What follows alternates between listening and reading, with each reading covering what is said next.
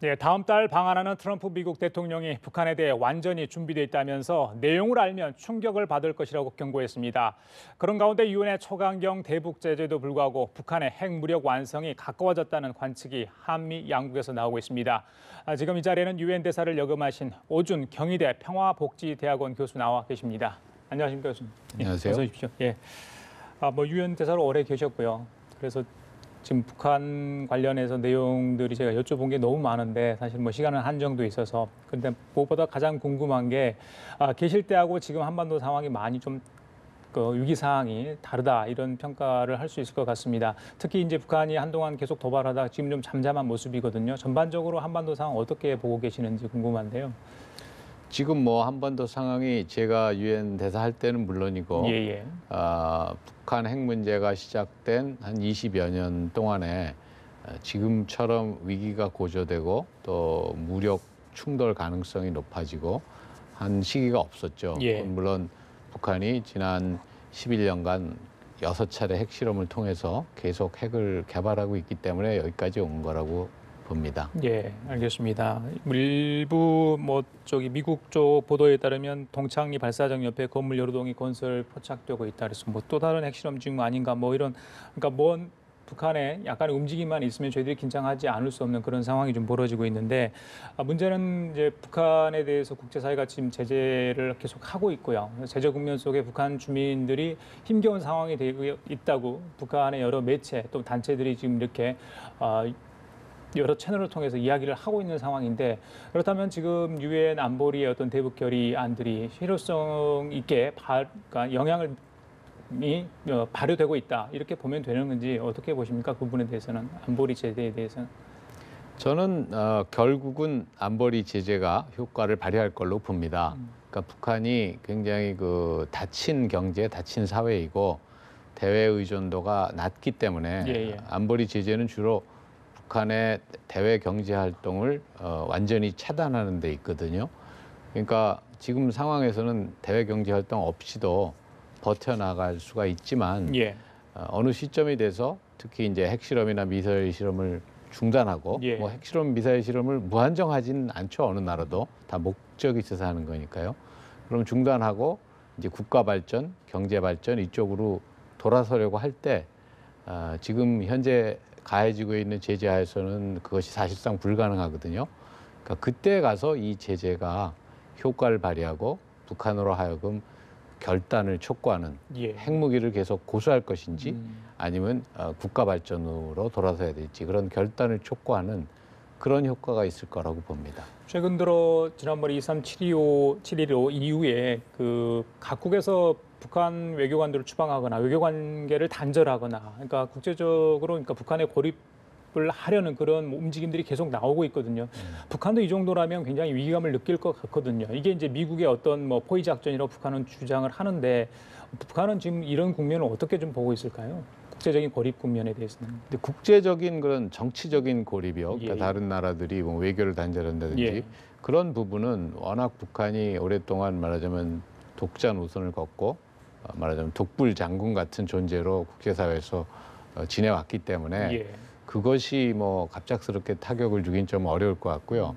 그보다는 제가 조금 아까 말씀드린 것처럼 경제적인 제재 이것이 북한도 주민들의 삶을 개선하고 주민들에게 말하자면 먹고 살 수 있게 해줘야 되기 때문에 어느 시점에 가서는 그럴 때 이 제재가 이제 효과를 좀 발휘할 걸로 봅니다. 북한이 지난 닷새간 진행된 한미연합 해상훈련에 대해서 유엔 안보리 긴급 의제로 채택해달라고 지난 20일 안보리 의장에 편지를 보냈다고 합니다. 이렇게 요구한 이유 20일이면 이제 이미 진행한 상황이었거든요. 이게 유엔 미국과의 해상 훈련이 그렇다면 이걸 왜 했는지 또 만약 이게 서한으로 발송을 했다면 이걸 의장이 채택해서 받아들일 수 있는 겁니까? 유엔은 어떤 결정을 할 수 있는 건가요? 북한이 한 지난 몇 년간은요 계속해서 우리가 한미 훈련을 할 때마다 유엔 안보리에 그런 서한을 보내고 있습니다. 제가 유엔 대사를 할 때도 보냈고요. 제가 안보리 이사국이었을 때도 보냈습니다. 그랬는데 아마 그런 의도는 지금 북한이 도발을 할 때마다 안보리 의제가 되니까 자기네들이 그런 행위를 하는 것은 예. 이 한국과 미국 간에 이런 훈련이 있어서 그런 거다 하는 그런 명분을 내세우기 위해서 일부러 안보리에다가 논의를 해달라고 보내는 것 같습니다. 예. 그러나 안보리에서 실제로 논의하는 적은 없습니다. 의제로 다뤄지는 예. 적은 전혀 없죠. 어떤 나라든지 자기네랑 동맹 관계에 있으면 군사훈련을 할 수 있는데 세계 예. 어느 나라도 예. 그것을 안보리가 의제로 다루기 시작한다면 뭐 그건 좀 말이 안 되죠. 예, 알겠습니다. 지금의 국면에서 과연 대화가 가능한가 많은 분들이 회의적으로 생각을 하고 있습니다. 그럼에도 불구하고 이제 북미 접촉은 어느 정도 밀밑에서 이루어지고 있는 거 아닌가? 저희들이 눈으로 확인할 수 없는데 좀 필요성도 이야기가 나오는 상황인 것 같습니다. 그저께 러시아에서 이제 모스크바 그 확산 회의가 있었는데 최선희가 갔었죠. 근데 접촉 이야기는 안 들려오는 것 같아요. 북미 접촉이나 한국과의 접촉 이야기는 없었던 것 같습니다만 어떻게 보십니까? 북미 대화나. 네. 그 최선희 국장이 상대하고 있는 이제 미측 인사는 대개 그 현직 관료가 아니고 퇴직하신 분들이고요. 예. 그다음에 이제 미국 간에는 뉴욕 채널이 그 전부터 있는데 예.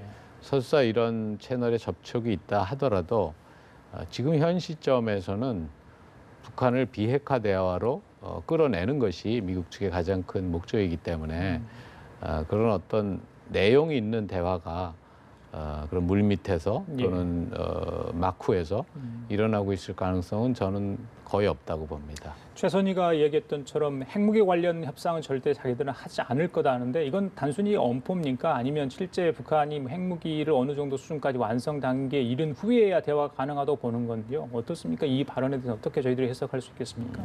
뭐 최소한 현 시점에서는 예. 핵무기 관련한 협상을 하지 않겠다 이제 이건데요. 만약에 북한이 어느 시점에 비핵화 대화로 나온다고 하더라도 예. 일단은 그런 입장을 취해서 예. 말하자면 최대한 몸값을 올려놓고 그러고 대화로 나오겠죠. 예. 지금 이제 사실 문재인 정부도 굉장히 고민이 많을 것 같습니다. 그 대화와 제재 병행할 수 있는 부분들이 좀 약해지지 않았습니까? 지난번에 이제 문재인 대통령이 했던 발언들 여건이 우리 주도적으로 할 수 있는 부분이 없는 것 같다, 안 된다 이런 발언을 했는데 지금의 운전자론이 과연 먹히지 않는 상황이 좀 돼버렸습니다. 그래서 이게 그러니까 외부적인 요인이 더 강한지 아니면 우리 정부나 청와대에서 할 수 있는 역할이 좀 더 줄어 입지가 작아진 건 아닌지 국제 외교 무대에서 여러 가지 해석이 가능하겠는데 대사님 생각은 어떠신지요? 저는 그런 운전자론이라든지 예. 아니면 뭐 코리아 패싱이라든지 예. 이제 이런 용어들이 사용되는데 북핵 문제를 해결하는 데 있어서는 우리가 나서서 북핵 문제 해결에 도움이 된다면 모를까 그러지 않다면은 과거 육자회담이라든지 과거 또 미북 간의 대화라든지 이런 것이 북핵 문제 해결에는 오히려 더 기여를 했었거든요. 예. 그러니까 그런 결국 효과가 있는 방법, 우리가 나서든 중국이 나서든 미국이 나서든 효과가 있는 방법이 지금 사용돼야 된다고 보고요.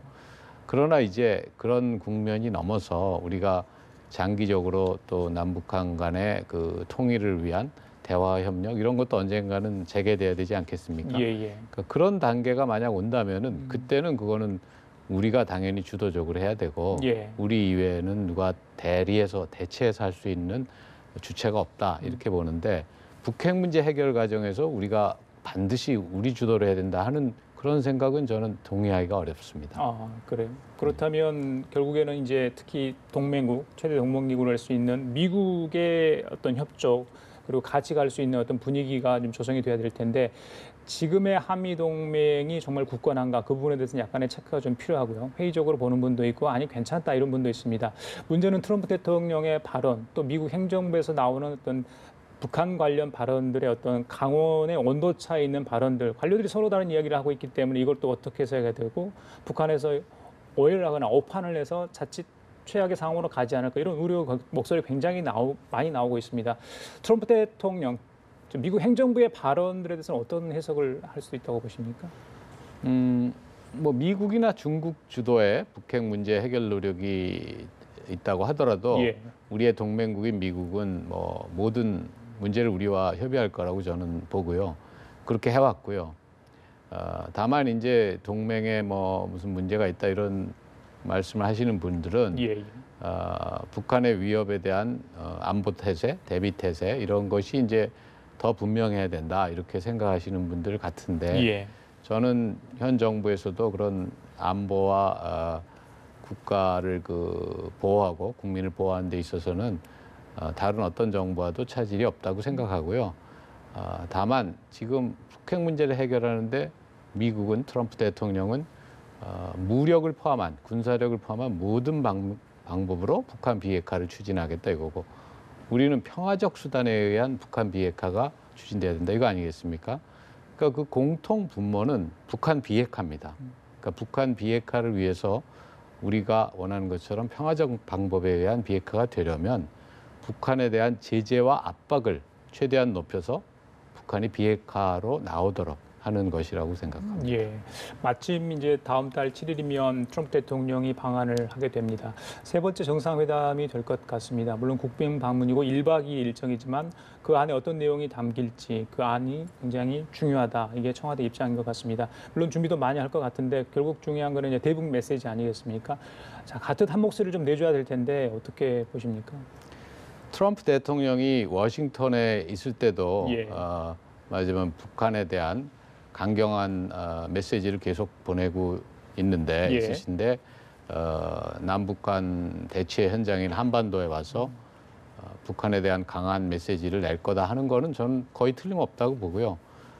우리가 그런 거에 있어서는 뭐 우리가 지나치게 신경을 쓰거나 할 필요가 없고 다만 한미 동맹을 다시 확인하고 예. 한국과 미국이 최소한 북한의 위협에 대처하는 데서는 완전히 같은 배를 타고 같은 입장이다 예. 하는 걸 확인하는 계기로 삼는 것이 좋다고 봅니다. 그 중국을 상대로 한 압박을 더 강화해달라 이런 주문을 할 것으로 예상을 하시는지요? 아니면 이번에 못한다면 중국 방문 시에 트럼프 대통령이 할 수 있다고 보시는지 어떻게 예상을 하십니까?